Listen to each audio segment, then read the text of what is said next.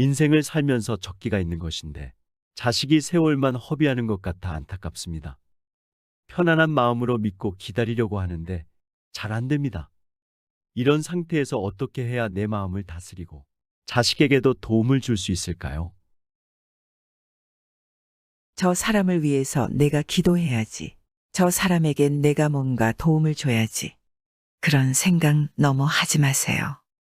우선 내 인생이 똑바르고 편안해야 남을 도울 수 있습니다.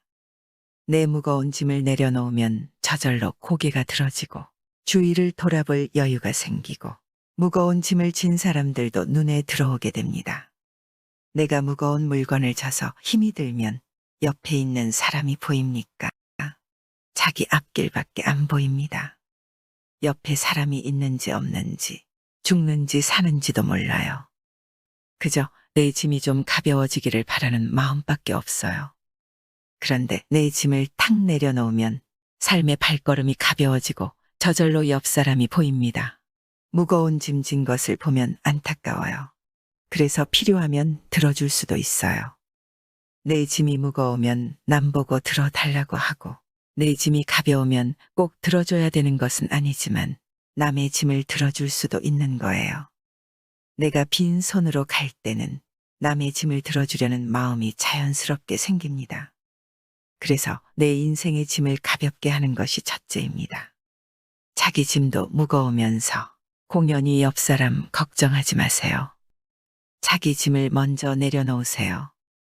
그래서 내 인생이 가벼워졌다고 스스로 생각이 되면 자식이든 남편이든 부모든 옆 사람 짐을 조금 들어줄 능력이 저절로 생깁니다. 그런데 사람들은 대부분 옆 사람 짐을 들어준다고 부모 짐, 자식 짐을 자기가 들고서 무거워 죽겠다고 야단입니다. 자식 때문에 죽겠다, 부모 때문에 죽겠다 하는 것은 옆에 사람 짐을 들어주는 것이 아니고 자기 인생 문제가 안 풀린 거예요. 자꾸 자식한테 관심이 가고 신경이 쓰이는 것은 자식 때문이 아니라 내가 자식에 대한 인연을 못 끊어서 그런 거예요. 내 문제라는 말입니다. 자식에 대한 관심을 딱 끊어야 내가 어떤 말을 한마디 했을 때 자식이 반발해도 마음이 편안합니다. 아무 도움이 안 되는 것을 가지고 공연히 무엇 때문에 상대도 괴롭히고 나도 괴롭힙니까? 그럴 때는 안녕히 계십시오 하고 오는 게 제일 나아요. 부부지간에만 안녕히 계십시오 하는 게 아니에요. 부모 자식 간에도 내 능력이 붙인다 싶으면 아이고 내 능력이 부족하다 잘 있어라 하고 끊으면 됩니다. 뒤를 돌아보시면 안 돼요. 집착을 끊을 때는 자꾸 돌아보면 안 돼요. 그냥 탁 끊으면 돼요. 그래야 자립을 합니다. 아이가 어리광을 피우고 막 고집을 부릴 때 자꾸 뒤를 돌아보면 애벌은 못 고칩니다. 그냥 두고 가버려야 됩니다. 애가 죽어라 하고 발버둥을 치고 난리를 피우다가도 주위를 돌아보고 아무도 없으면 그냥 일어납니다. 아무리 4살짜리 애라도 아무도 없는데 혼자 한두 시간 우는 애 봤습니까? 아무리 어려도 땅에 넘어져서 발가락을 다쳤든 손가락을 다쳤든 아무도 없으면 혼자 어떤 방법을 써서라도 살아갑니다. 자기가 다 할 수 있는데 누가 있기 때문에 어리광을 피우는 거예요. 냉정해야 진정으로 상대를 도울 수 있다는 얘기입니다. 냉정하다는 것은 외면하는 것이 아니라 지극한 사랑입니다. 자꾸 연연해하지 말고 내 속에 쌓인 업을 끊어줘야 합니다.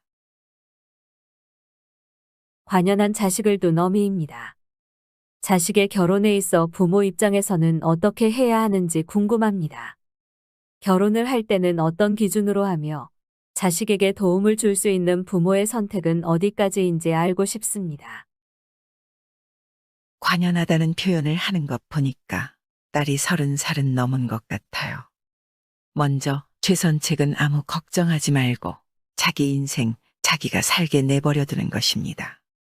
결혼을 하든 안 하든 누구하고 결혼을 하든 자식의 선택을 존중하고 격려해주고 칭찬해주는 것이 중요합니다. 혼자 살아도 좋은 일이고 결혼을 하는 것도 좋은 일이에요. 그러나 결혼하면 반드시 좋을까요? 그것은 아니에요. 결혼해서 괴로워하는 사람이 얼마나 많습니까? 자신의 결혼 생활이 참 행복했다고 생각하는지 질문자는 곰곰이 돌아봐야 합니다. 내 결혼 생활이 무척이나 행복했다는 생각이 들지는 않을 거예요. 그걸 제가 어떻게 아느냐.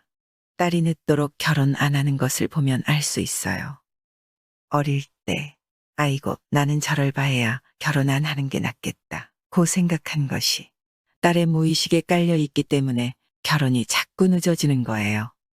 자신의 삶을 진지하게 돌아보면서 딸이 결혼 안 하고 혼자 사는 것도 좋은 인생이 될 수 있다고 생각하시면 됩니다. 나는 결혼 안 하면 안 되는 줄 아는 시대에 태어나서 살았지만 요즘 같이 좋은 시대에는 혼자 살 수도 있고 결혼해서 살 수도 있으니 딸이 자신의 자유를 만끽하도록 내가 도움을 주자. 엄마가 이런 마음을 가지면 이것이 진짜 사랑이에요. 딸 시집 안 보내고 그냥 두면 어떻게 하냐는 소리를 남들한테 듣기 싫어서 억지로 결혼시키려고 하거나 내 의무 다했다 하고 홀가분해지려고 결혼을 시키려 한다면 그것은 도무지 딸의 인생을 고려하지 않는 것입니다. 이제는 수행을 하시니까 딸의 인생을 존중할 줄 알아야 돼요. 딸이 어떤 결정을 하든지 격려해 주는 것이 필요합니다. 요즘은 동성 결혼도 인정하는 시대에 와 있습니다. 남자와 남자, 여자와 여자가 결혼해서 사는 것을 법으로 인정하는 나라들도 있어요.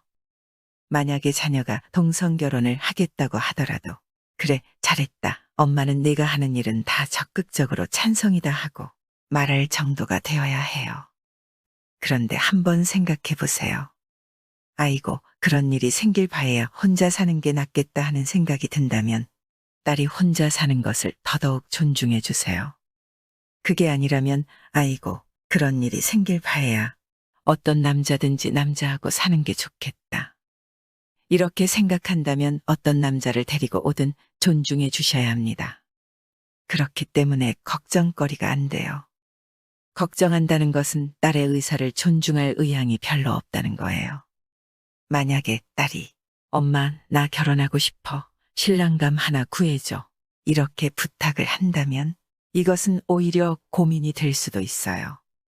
내가 어디 가서 너하고 살 남자를 구하겠니? 차라리 돈을 대줄 테니 내가 알아서 해라. 절대로 이러쿵저러쿵 안 할게. 이렇게 해야 돼요. 그런데 자기가 알아서 데리고 왔으면 좋으니 나쁘니 이야기할 필요가 없습니다. 결혼하려고 하는 사람은 다 축복받으며 결혼하고 싶지. 반대 속에서 하고 싶지 않아요. 어차피 할 거면 격려해 주는 게 좋지요. 연애도 하고 집안도 보고 부모가 다 참석해서 온갖 축복을 받으며 결혼해도 몇 년 못 살고 헤어지는 사람이 많지 않습니까? 고르기를 잘못 골라서 헤어지는 게 아니에요. 결혼 후 2, 3년 살고 헤어지더라도 봐라, 내가 말렸잖아. 그런 소리 하지 마세요. 잘했다. 대신에 이제 정신 똑바로 차리고 살아라 하든지 수행을 하면 어떤 사람하고도 살 수 있는데 내가 그렇게 같이 살지 못한 것은 남편 때문이 아니다. 내 공부가 부족해서 그러니 이제는 이것을 계기로 삼아 발심을 좀 해라. 이렇게 격려해주면 얼마나 좋을까요? 이러면 부모와 자식 사이 정이 얼마나 깊어지겠어요. 그런데 뭐 때문에 이것 가지고 원수가 되려고 그래요. 왜 자식 때문에 근심 걱정을 안고 살려고 해요? 근심 걱정하고 사는 게 소원이라면 모를까. 근심 걱정하고 싶지 않다면 이것은 특별히 걱정 안 하셔도 되는 문제입니다. 부모의 권유가 옳을 수도 있지만 옳지 않을 수도 있고 자식에게 득이 될 것 같지만 득이 안 될 수도 있어요. 그것을 알 수 없으니 관여하지 않는 게 제일 좋아요. 내 인생도 잘 몰라서 이제까지 살아오면서 잘한다고 했던 것이 돌아보니 참 어리석은 짓이었던 게 이렇게나 많은데 지금 자식 운명에 관여하게 생겼어요.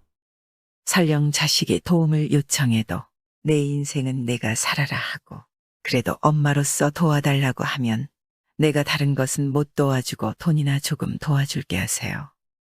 돈으로 때우는 게 좋아요. 사실은 돈으로 도와줄 필요도 없지만 다른 것 못 도와주면 그것이 제일 쉬워요. 그런데 그것도 많이 도와주면 안 됩니다. 부작용이 생겨요. 그런 관점으로 하세요. 그것이 자식을 위해서 부모로서 가장 잘하는 일입니다. 모르면 가만히 있으면 돼요. 그저 벙어리가 되고 입을 열려면 연불만 하고 그렇게 사세요. 그러면 저절로 다 좋아집니다.